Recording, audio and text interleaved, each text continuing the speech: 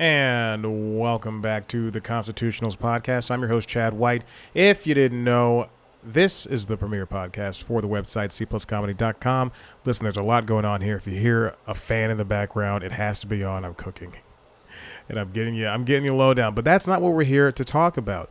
We're here to discuss an interview that I took part in with, I'm going to go ahead and say it. I'm going to be preemptive with it. Friend of the show, Leah Rudick. Now, Leah, she's an actor, writer, comedian. She has a brand new special out, courtesy of Comedy Dynamics, and it is called Spiraling. She talks about marriage, family, psychics, and family psychics. I'm sure she talks about family, and I'm sure she talks about psychics, but also family psychics, and anxiety attacks, and a Cracker Barrel through the wide-eyed lens of her Midwestern upbringing. Now, this special, you can see, it was directed by Matt Kubas. You can see it anywhere you get specials, as in purchasing. You can buy it on Apple TV, you can buy it on Prime, buy it on all that stuff.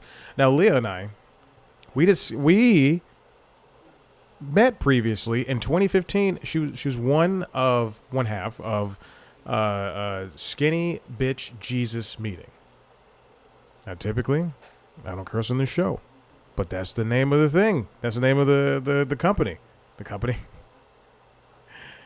the duo. Skinny Bitch Jesus meeting. And that is with her friend Katie Hartman, who's also a funny person in their own right. But listen, we're not here to talk about that. We're here to talk about Spiraling. Again, you can find it on Apple TV, Prime, the rest. And now it's very interesting that she and I spoke all those years ago. That was 8 years, if you listen to the interview. I find it interesting, mostly because the two of us were so green. Not really, like, I listened back to I still have the audio. I have audio for every interview I've ever done that I've recorded. She and Katie did a great job. They were answering questions, dealing with me. I, on the other hand, was so bad. I had such a bad representation. And I told Leah this, that I have this dream that I would love to re-interview every single person I talked to for the first, 3-4 years of this thing. I was going to say the show. Because I just was not good. There's a whole section where we talked about chilled soups. I forgot it's either gazpacho or borscht. But now Leah's a touring comedian. And also, she's got a huge TikTok following. Which is, I will say, for a real comedian, and not these comedians that put up them, someone's, quote unquote heckling them. And then they put down this takedown. It's like a one-sided thing. I'm not a fan of that. But she's a real comedian putting out real stuff on TikTok. And it's also followed her over to Instagram, which is insane, which I don't often see with some of these people. We had a wonderful conversation. I thoroughly enjoyed reconnecting with her because also she remembered me. And, sometimes when I re-talk to people, they don't. You know who did? Chris Gethard. Yeah. Who else? Who else remembered me? We'll keep it to that for now. Okay, listen, if you want to check out the special, Spiraling, Leah Rudick Spiraling. Again, it's about her delving into marriage, family and psychics, and anxiety attacks at the Cracker Barrel through the wide-eyed lens of her Midwestern upbringing. You can find it on Apple TV, Prime, wherever you get your specials. I say Prime, I meant Amazon. You can also follow her on all the social medias. Leah, Leah _ Rudick, Rudick. Also, I don't know if that's how you pronounce her first name, but I'm going to go ahead and go with it. There's a podcast. There's you can go to her live show. She's got some tour dates coming up. As of the recording of this intro, which is November 16th, I'll break the fourth wall. She's got Toledo, Dayton, Austin throughout the rest of November and December. And there's other stuff. Oh, and TikTok. One word, Leah Rudick, her name. I'll spell it again. LeahRudick. Okay, well, you heard the timer. It just beeped. Thank you for listening. If you want to watch a video version of this, head to youtube.com/C+comedy. It'll be under the interviews to see us two beautiful people discussing comedy. And if you want to follow us on socials, C Plus Comedy, me, Chad Black White, TikTok, Twitter, Facebook, Instagram. And you listen to the other podcasts, LinkedIn Logs, which is the job podcast. And I call it the business podcast, but I think it's a job podcast. And Late Night Lately, which is the late night show discussing what happens the week in late night, as well as the constitutionals. All right, thank you for listening. I'm going to get out of here. Bye-bye. Enjoy the show.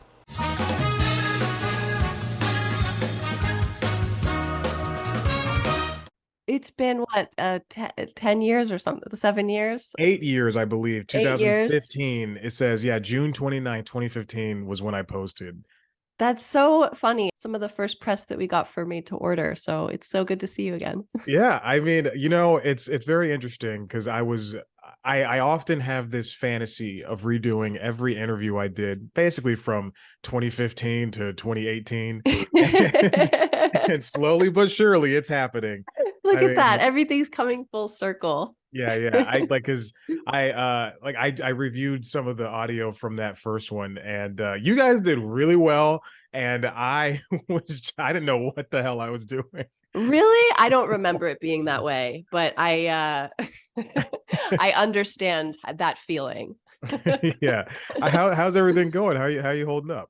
I'm good. I'm really great. I'm out in LA, and it's been like a really it's been a really wild year. Like it's everything. I've just been on the road all of a sudden. It's been awesome. And how has that been for you? Like, is that I'm sure obviously it's not the first time you've been on the road, but now that you're more established and more concrete in who you are, I mean, that's got to feel good to have audiences that are coming out for you.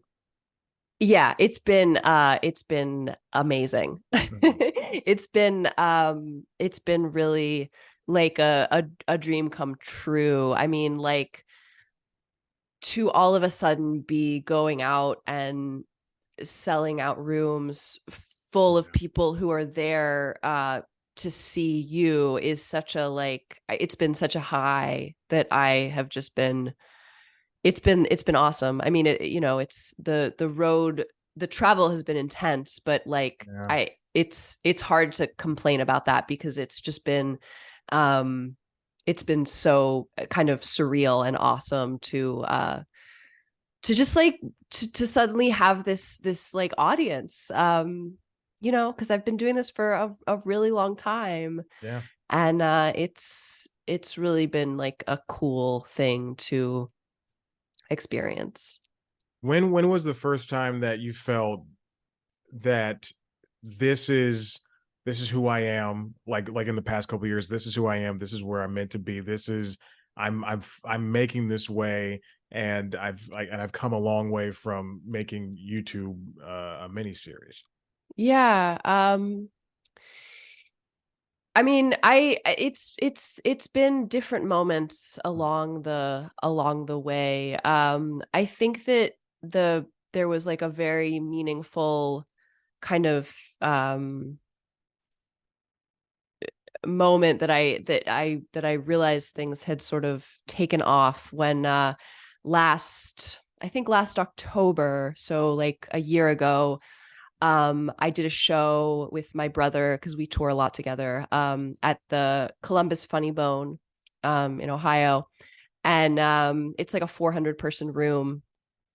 And we like sold it out, and it was like an epic show. And then it was like this thing where like after the show, people were lining up to like take pictures and say hi. And it was just like, it was like such a kind of pinch me moment. And I was so like overwhelmed, like how this is like so wild that this is happening right now. And it's kind of been like that for the past year. And I it's been really cool.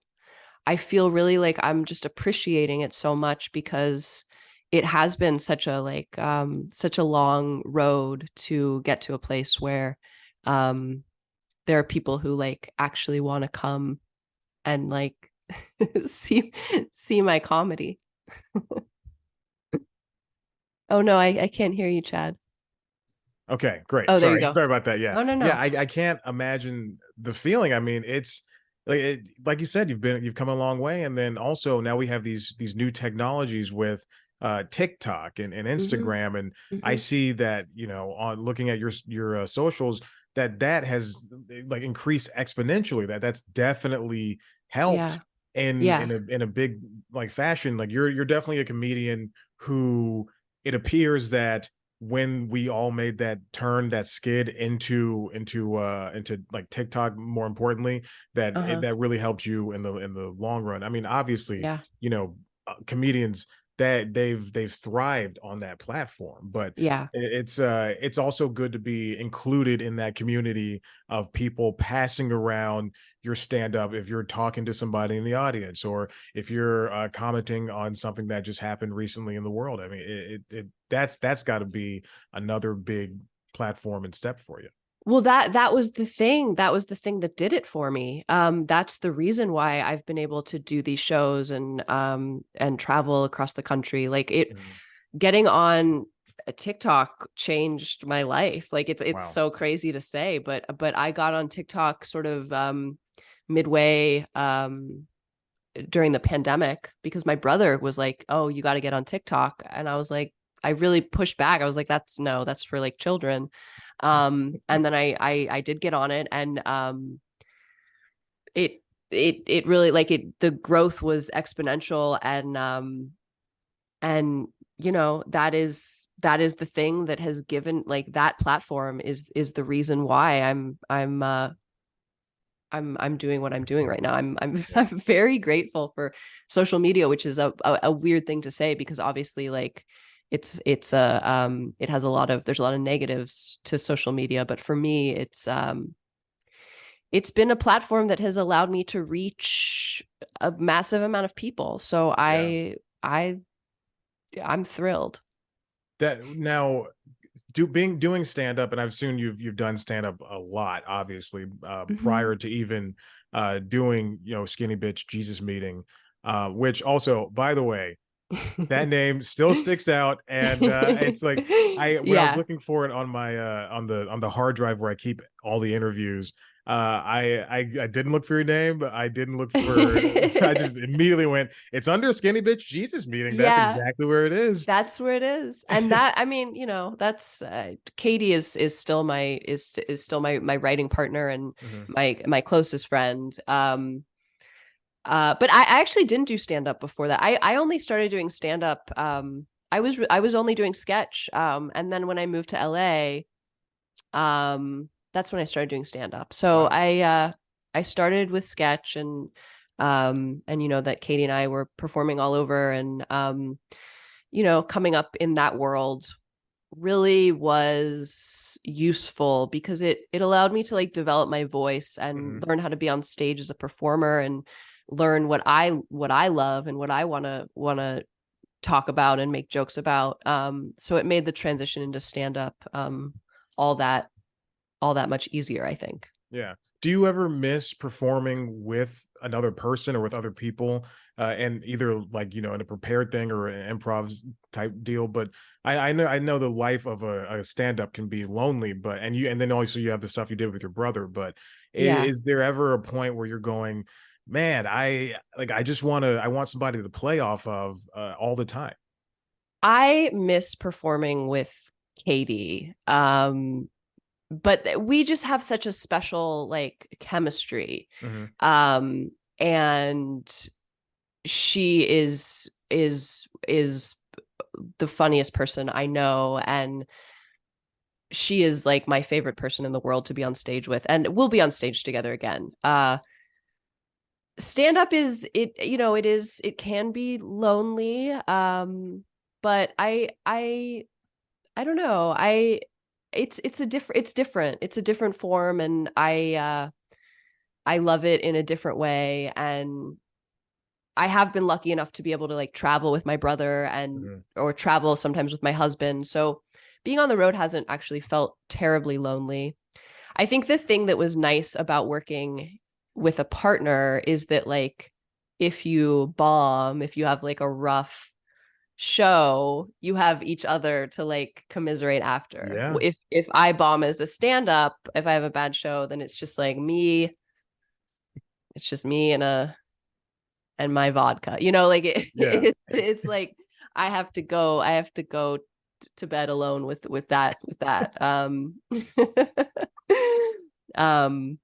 yeah, so Do you have a pre-show and post-show rituals? Like if I know if I ever did stand up, I would probably end every show by eating half a pint of ice cream. Because it's gonna be. I mean, you do a 9:30 show. It's late at night. Hey, I'm gonna go eat some Ben and Jerry's. Like, so what do you yeah. do before you hit the stage, and what do you do after?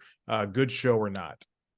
Um well, it sort of depends where I am. I mean, I like to do things like I like, prep my set list. If I have time in the day, I like to do some kind of physical like yoga or something like that. The pre-show is it sort of depends on where I am and what the show is going to be. I like to have some coffee. Okay, all right. um and then post show I like to have a drink. If I'm on the road, I just like to go back to I mean, I'm so wired after a show Yeah, that it's sometimes hard to wind down, and it's like late and stuff is closed. So that's kind of like it has been kind of a tricky thing. Like how do I wind down? But I'll usually like have a drink, or I'll go back to the hotel and I'll just watch like Friends or something that yeah. is just kind of like settle my brain, and Hmm. maybe like eat a bag of gummy bears. And I mean, it's crazy what the feelings that can be created because you're on stage for 40 minutes at a time, and like just giving you this adrenaline that makes you feel like that you're on top of the world. You Yeah. just made one, two, three, 400 people laugh, and then you're supposed to it's 11 o'clock midnight, and you're supposed to just go, okay, that's it. And then Yeah. it's like an Olympic person. It's like football players, sports players. I don't understand how. I mean, obviously they can go to clubs and everything, but you're in a comedy world. Comedy people don't just go to clubs. They just No. kind of spend time alone. They're just like, No. okay, time to go drink by myself. Yeah, it is. That is kind of a strange thing, especially if I'm like on my own, if like my Mhm. brother isn't there, my husband isn't there. It is like I don't really know where to place that energy. Yeah. So um sometimes I'll just go like sit at a bar by myself and get some food, and just to be like out with like a little bit of energy still, because Yeah. I don't know where to put that like frenetic kind of like like all of that adrenaline is still coursing through me. Yeah. Yeah, my Yeah. dog, when I wake up in the morning, I take him out to pee, then I put him back in the crate so I can go to the gym, and I'll come back and he's just like, "All right, dude, we were already out. Let's go again."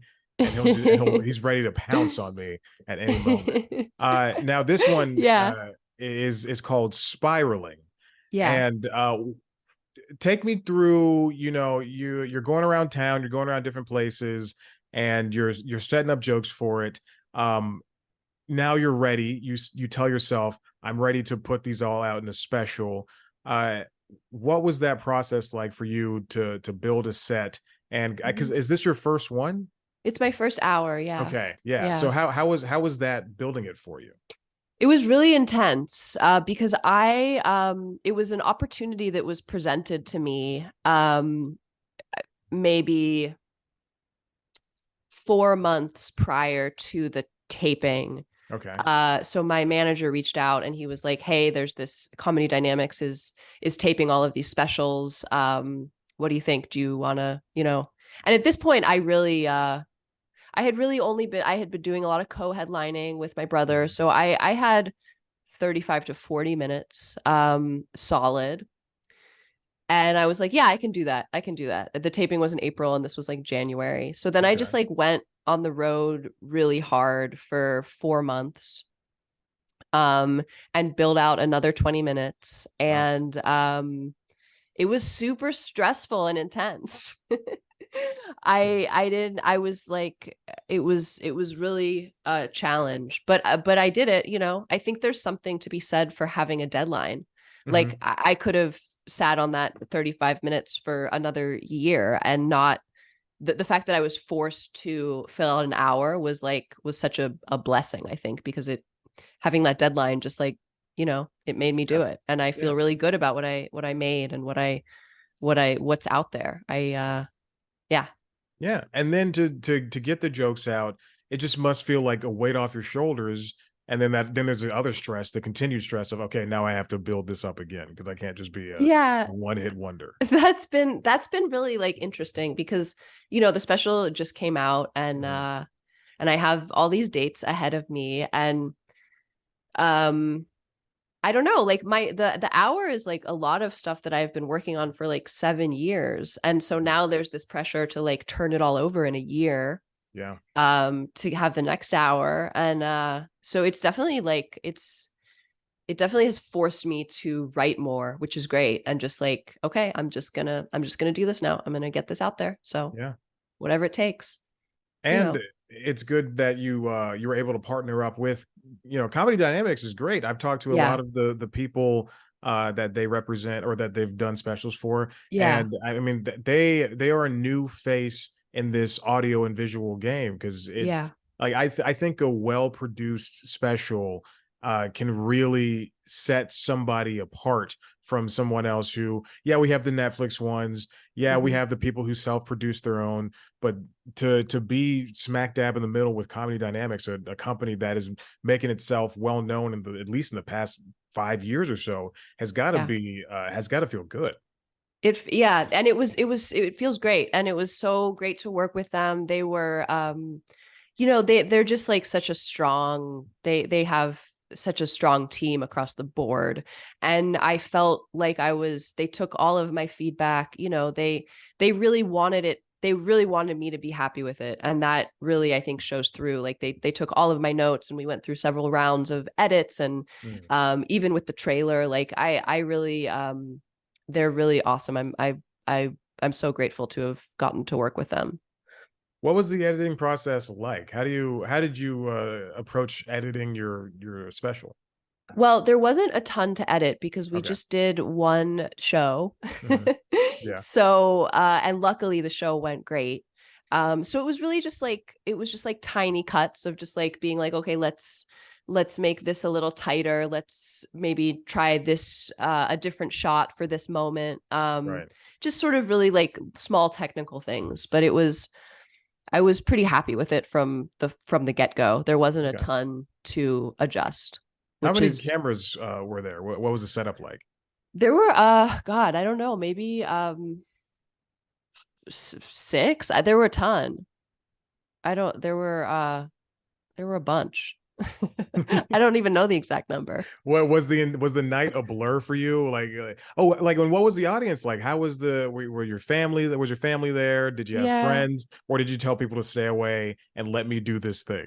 No, I had friends. Okay. I mean, it was sold out. It was a big room. It was Yeah. the El Portal Theater in North Hollywood, and I think it was like 250 or 300 seats. And it was just like fans that came out to support, and it was also my parents came out and my brother came and My father-in-law was there, Oh. and a bunch of my friends. So it was really like a special night. It really like it was one of those. It was kind of a blur, but it was also just like Yeah. because it was just like so it was such a fun show, and I Mhm. felt so much love. It was really lovely. Did you have a release party of any sort like in the past like week or so, or is there something coming up that you're going to No, celebrate? I didn't. I like my husband and I are going to go out to dinner tonight. Okay. I Yeah. didn't plan anything because it all happened really fast. All of a Hmm. sudden, Comedy Dynamics was like, okay, we have this release date, and so I didn't even think to plan like a party. I should have, but maybe I'll do something. Yeah, you have to. I mean, come on, you Yeah, got to sell. You got to. It's a big milestone. yeah, it's true. Yeah, you're right.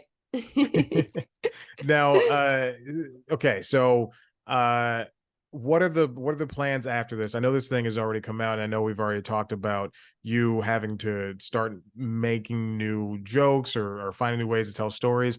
But do you feel that you need to rush into something now, or are you going to take this, not the same 7 years, but another good amount of time to try to perfect another thing? Like, is that something that's racing towards you? Are you racing towards that end goal of going to number two, or are you just comfortable with hitting the town or hitting the states again?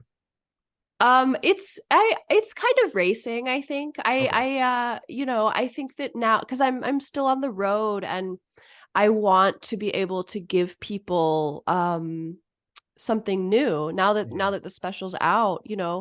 I hope that people will watch it and then come see me, and it won't be an immediate turnover, but Yeah. I want people to feel like they're coming out and they're seeing something special that they haven't, that at least a good amount of it is not something that they've already seen. So Yeah. it definitely does feel like it's pressure, but it's good pressure. That's the best kind of pressure. Uh Yeah. Now I do have one more question for you. And this will go back. This will be a callback that you don't remember. But I asked you guys, I asked you and Katie if you cooked it all, and then you were like at home, and then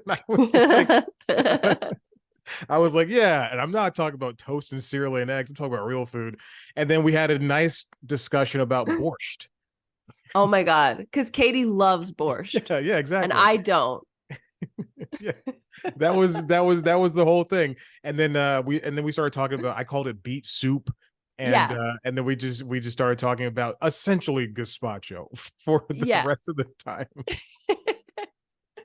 So Now hey, look, that's a good interview. yeah. Oh my God. A nice 20-minute interview. Yeah. Uh Katie will talk about soup endlessly. And I that's one wish of I'd her and started at that's that. one of her best qualities. Yeah. I mean, look, made to order, the name's right there, but It's that's not. yeah, that's true. We did have a sort of soup episode where we ground up what did we grind up? Something really gross. I don't know. Yeah, I don't remember, but I remember watching most of it. Yeah. But hey, look, I'm glad we came back and we could do this again. Yeah. Let's not make it another 8 years. We Let's gotta, not make it another 8 years. yeah, you That have would be to. great. I mean, if anything, not just for your career, if anything, you have to put out a new special so that we can chat. Exactly. Yes, That will be my driving force moving yes. forward. I appreciate that. Thank you. You don't have to laugh after it. You don't have to laugh. It hurts. It hurts when you laugh after the fact. Jesus, there you go. I mean, come on. I'm so sorry. Well, thank you so much for sitting down with me. I appreciate you. Good luck with everything. This has been wonderful. This is loads better. I hope it was for you. Oh, it was Loads it better was than the first great. one. It was great then and it was great now. So thank you. Thanks, Chad. It was really good to see you, and thanks for talking to me. Hey, of course. All right. Congratulations, and have a good rest of your day. Thanks, Chad. You're welcome. Bye. Take care.